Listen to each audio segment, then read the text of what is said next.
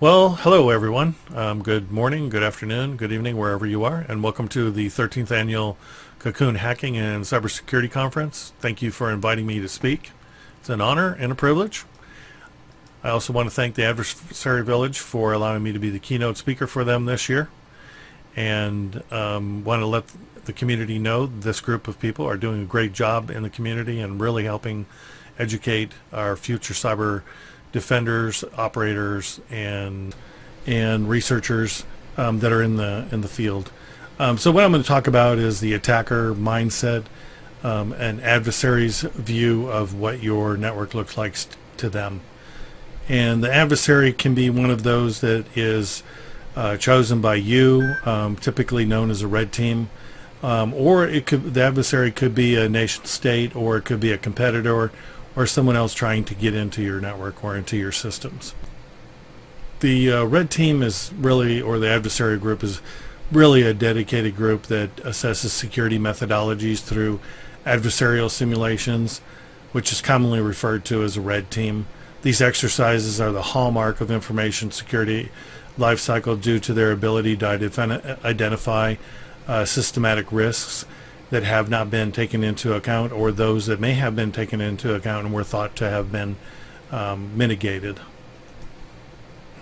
The red team model provides invaluable insights into the security teams, including your defensive teams as well as your operational security teams.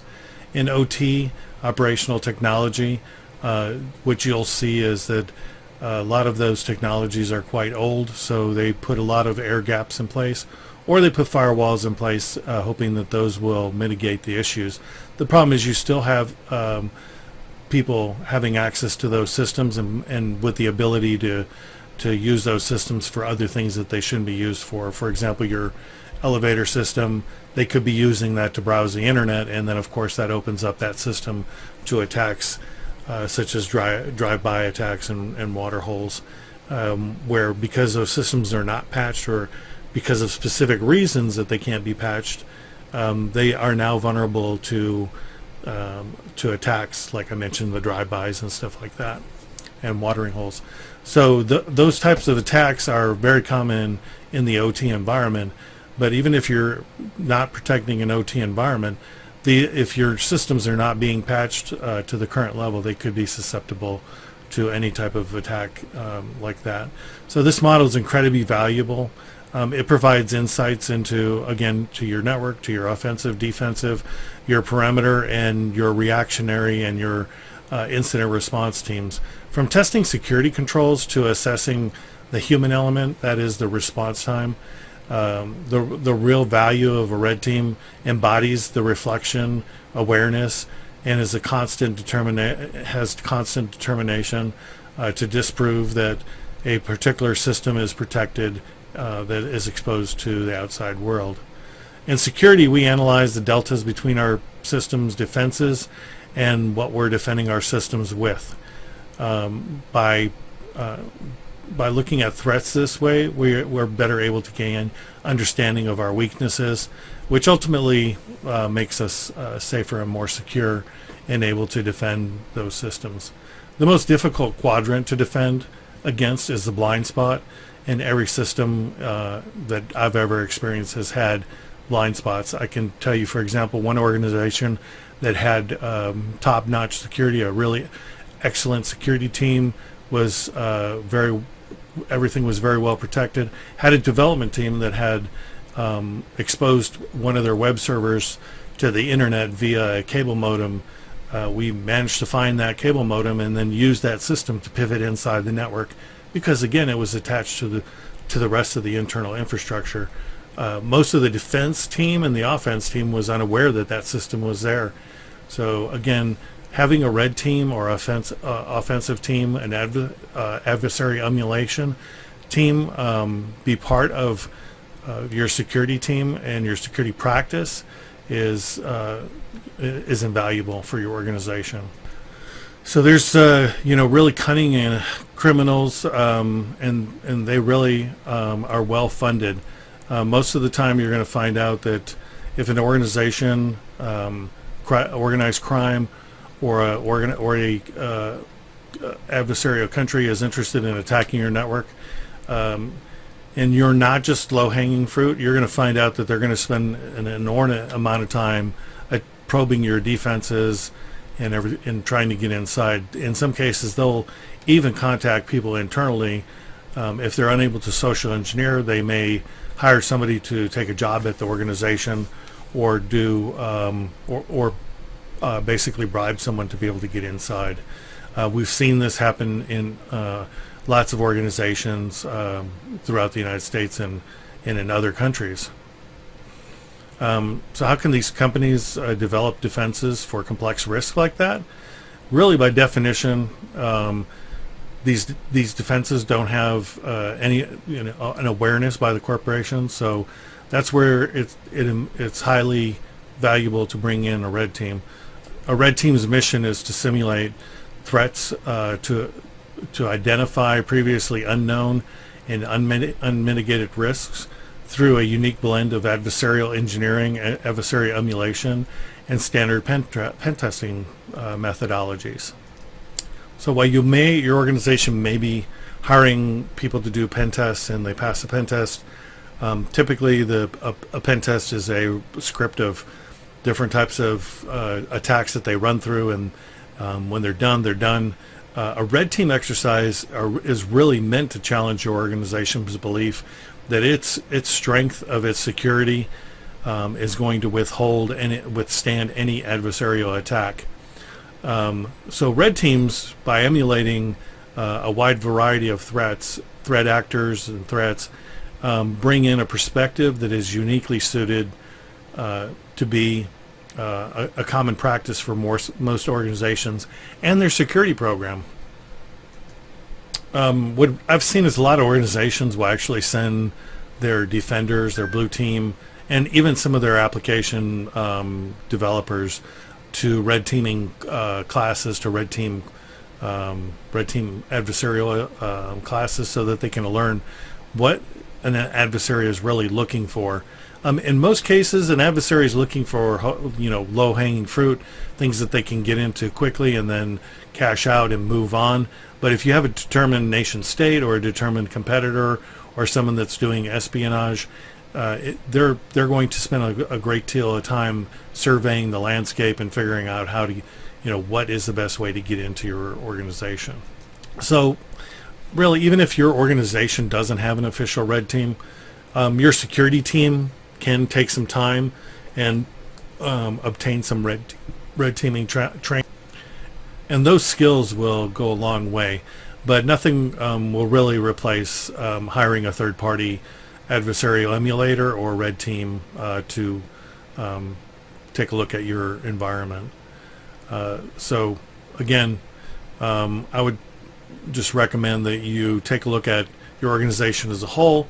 If you don't have the resources to do it, again, look at potentially adversary emulator, such as a red team that can think outside the box, or is always thinking outside the box. Third parties, organizations that do red teaming for a living, are constantly on the bleeding edge of what's happening. A lot of times they'll develop their own exploits. They will spend a great deal of time studying the environment that they're going to be working in, and they will figure out ways to help improve your posture so that you're not open to these types of attacks.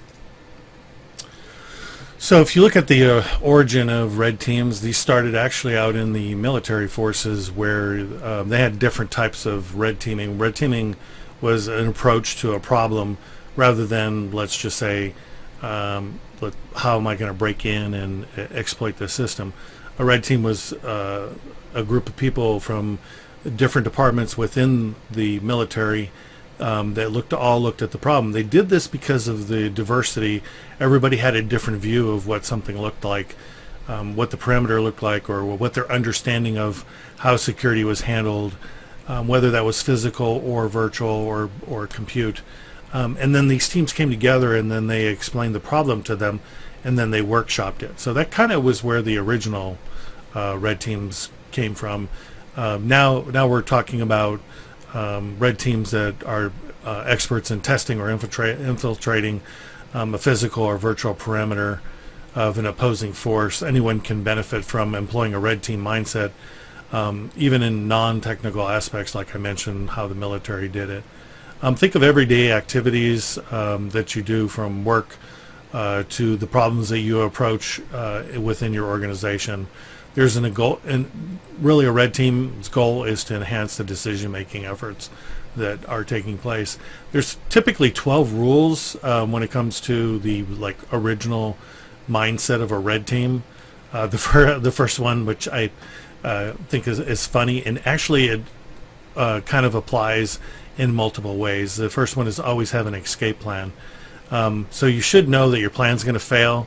There's no doubt about it. You should always understand that it's going to fail, and always have a way out. This also applies to projects, operations, and pretty much everything you do in life. Always know where the exits are, and when I mean that, we're talking about how to exit a potential sticky situation, or how you're going to handle something that when an emergency comes up. This is really the most important thing, and that's the reason that they put it first on the list. To always have an escape plan, which is really based around always have a plan, always have a backup plan, because the first one will probably not work, and then always have an escape plan because your other two plans are probably going to fail. So if you approach every situation with that mindset, you're set up for success, but you're also set up so that if a problem does arise, you always have these backup plans in place. And so rule number 2 is be aware of your surroundings. That's kind of common sense. On the red team side, it's basically understand what is around the environment. What other defenses do you have? Do you have intrusion protection, intrusion detection? Do you have multiple layers of firewalls in place? Is the red team, where's the red team really basically going to get stuck when it comes to attacking this environment? And as a red team, your goal is to look at those firewalls and say they're just another stepping stone that I need to get past. If things are timed and you only have a certain amount of time to make this happen, typically firewalls are kind of like your last ditch effort to look at. Normally you want to have other ways to get inside and not have to deal with the firewall at all. Rule number 3 is assume that everything's messed up or going to be messed up.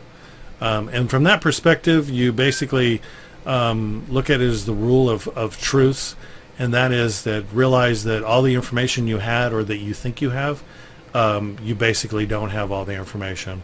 And that is going to, as a red teamer, that's going to require you again to look at that as a black box situation and have to think outside the box of how are you going to be able to approach this environment in this situation. And rule number 4 kind of leads back to rule number 1, always have a backup plan. There is a rule that is called the 10th man. It's a strategy that is kind of clouded in its exact origin, but the premise is that if you have 10 people in a decision-making process and 9 of the people agree on a specific direction to take, it is the 10th man or 10th person's responsibility to offer a dissenting opinion or disagreement with the majority. You can even use the term the devil's advocate here, but in reality the 10th man is a philosophy, is simply to offer an alternative viewpoint for the sake of fostering a different way of thinking. This is one of the reasons that we often talk about having a diverse team on a red team, so that if 8 or 9 of the people on that red team, and typically red teams are 4 or 5 people, but if the majority of those people on that team think, oh, this is how we're going to approach this situation, have somebody on that team that is going to say, we should also look at this other option, no matter how crazy it is. Oftentimes you're going to find out that crazy idea ends up being the right way into the network. And rule number 5, which is my favorite, never get caught. Within the words of covert operations and the spycraft, tradecraft that's in the field, is the golden rule is that you should never get caught. And if and during like war times, if you did, bad things would happen to you. So in the red team world, if you get caught, you basically have failed. So Don't think of it as a failure as much as a learning opportunity. If they discover your back door or catch you trying to walk through the main entrance, of your target, you could be done. The whole point is to really look at that as a learning opportunity and take it and move on and come up with some better, again, outside the box thinking is really the key when it comes to red teaming. A lot of organizations will talk a whole lot about how their red team operates and all the cool stuff they do, and you may see even some videos from them showing how they got into a building or how they breached a system. A lot of that is really good learning techniques and a lot of good training techniques, especially for your team.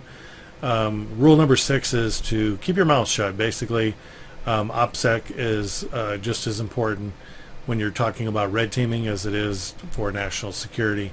If you talk too much about your techniques and your tactics and the way that you do things and the tools that you use, you basically hurt the team's ability to circumvent some of those systems. It would be a learning opportunity for the blue team. If the blue team hears about them and just randomly patches them because they've heard about them, you're not really teaching the blue team to look outside the box and what to defend for. Yeah, and rule number 7 really is KISS. It's a keep it simple, stupid.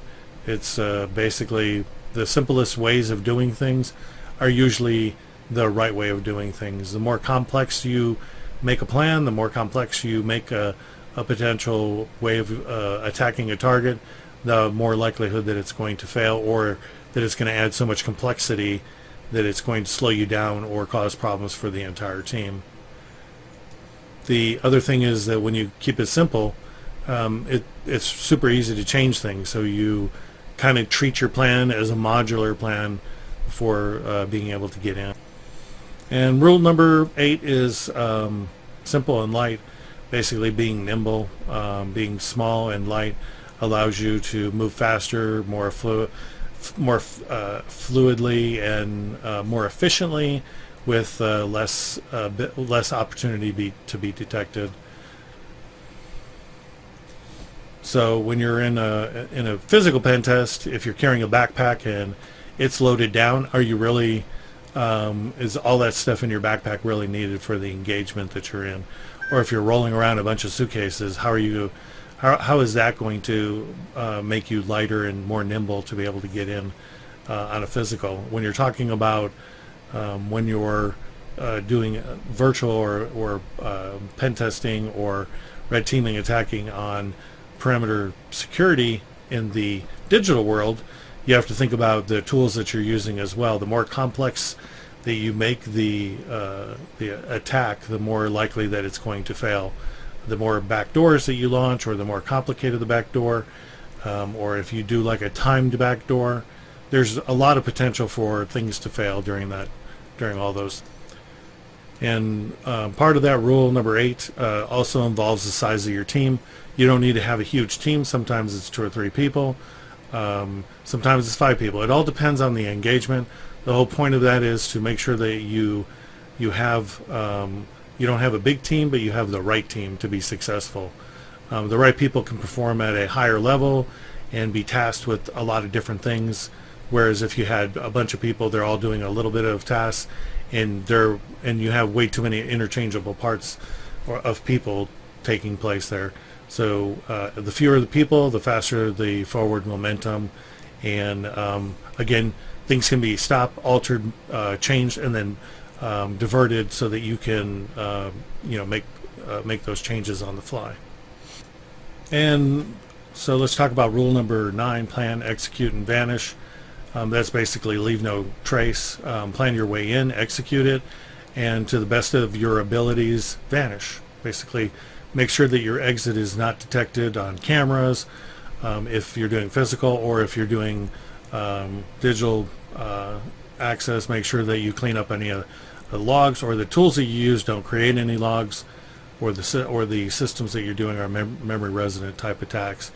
If you're testing the target's blue team or security team, be aware of what you think that they're going to see. The other thing is, if you keep them guessing, then you've now taught them something, and that's really what the red team engagement is to do with the blue team, is not to just trick them, but to actually give them the ability to start learning from what you did.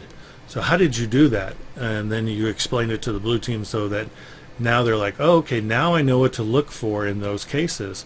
And then at the same time, they're also able to look at their defenses and say, you know what, if I would have had this in place, I could have actually defeated that attack would have never have made it that far. So that again, look at it as a learning opportunity for your blue teams and internal security teams. Rule number 11 is you don't have to like it, you just have to do it. Sometimes you have to do things that make no sense. A lot of that, in my personal opinion, is in the reporting part of it. There is valuable insight in the reporting, but a lot of teams don't want to dedicate someone to doing that, and a lot of the teams won't document things as they go along. So from the very beginning of an engagement to the very end of the engagement, every single team member needs to be documenting what they're doing along the way.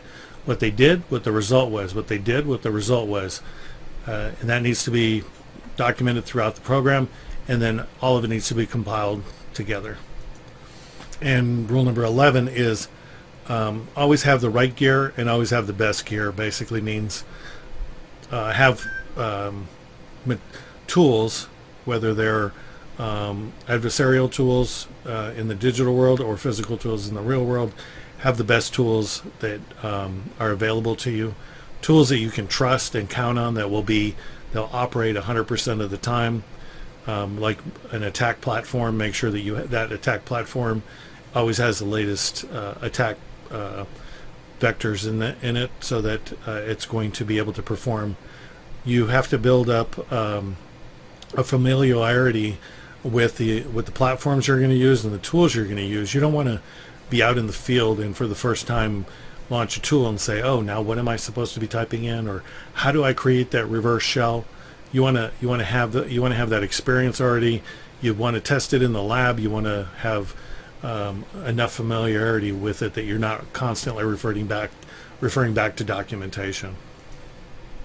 And then finally, in Rule 12, the final rule basically is trust your gut. In red teaming, as in with real life, it may save your life someday. We're talking about the gut feeling. So when you kind of like feel, man, I really feel like, whatever I'm doing is in this instance is not really benefiting the productivity of what the entire red team is doing, and I'm not getting the results. I feel like that there's some issue here. Trusting your gut is going to make you pause, review the plan, re-engage with the team, and then make sure that you feel comfortable moving forward, or adjust the plan as needed. So again, rule number 12, trust your gut, really means that you should be, if you get to a certain point in the plan and you don't feel like things are going the way that you want them to, reevaluate. You should be reevaluating the entire time through your plan. So, as I mentioned before, red teaming is the process of using TTPs, techniques, and procedures to emulate a real-world threat, basically an adversary, with the goals of training and measuring effectiveness of the people and the resources and the processes and technology that you have in place in a particular environment, to make sure that what's learned from that engagement you're able to take and actually turn into a effective defensive plan. Red teaming is not hunting for vulnerabilities or flaws or bugs or anything like that. There's teams that do that. Red teaming is really about emulating what a real-world threat actor is going to present to your organization, or to the organization that you're emulating it and working with. So you may see in some instances that people talk about vulnerability assessments, penetration testing, and red teaming, kind of in the same realm. It's not really. Vulnerability assessments at a pretty high level, scan of the network, see what is basically low-hanging fruit and sticks out. Penetration testing, more deeper, getting into the systems, looking out where there might be vulnerabilities that stick out and basically exploiting those. And red teaming is more focused and more to the point, and those engagements typically involve bringing together the entire team so that everybody can understand what the adversary is going to do to your network. So really the bottom line is vulnerability assessments and penetration tests are really just a means to identify technical flaws with the ultimate goal of reducing a target's attack surface. And the red teaming goal is really driven by a scenario used to train and measure the blue team and typically bring in a purple team for reporting and engagement interaction. And red teaming goals really lie in the understanding security operations as a whole, the people, the process, and the technology, and bring that together to help build up the defenses and really your posture of your overall entire network. I just want to really say thank you to c0c0n and to the Adversary Village for inviting me to speak. I understand this conference has been going on for 13 years. That's awesome. I hope you enjoy the rest of the conference. And if you want to hit me up on Discord, I'm on the Adversary Village Discord server as c0c0n, C-D-O-X-X. Hit me up there. Shoot me an email at c0c0n@gmail.com, or you can check out my website, which is darkarts.io. Thanks a lot, and have a great week.